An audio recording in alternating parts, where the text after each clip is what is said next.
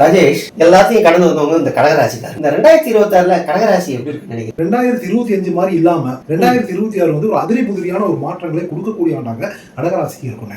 இப்போ கடகராசிக்கு பாத்தீங்கன்னாக்கா 12 என்று சொல்லக்கூடிய விரயஸ்தானத்துல மறைவு ஸ்தானத்துல வந்து குரு பகவான் இருந்துகிட்டு இருக்காரு.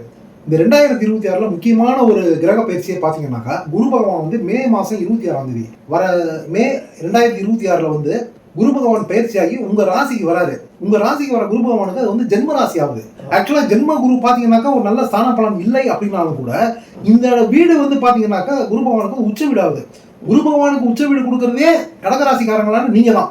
அப்படின்றதுனால அந்த உச்ச வீட்டினுடைய எஃபெக்டை நல்லதுகளை கொடுக்கணும். ஏன் அப்படின்னாக்கா அந்த உச்ச வீட்டுல இருந்து 5, 7, 9 இந்த இடங்களை பாக்குறதுனால 2025 மாதிரி உங்களுக்கு கைக்கும் வாய்க்கும் இல்லாத தொடச்சிக்கிட்டு இருந்த மாதிரி இல்லாத ஒரு ஃபிளரிஷா, ஒரு செழிப்பா, நல்ல ஒரு ஐஸ்வர்யமா, ஒரு லட்சுமி கடாட்சமா இருக்கும்.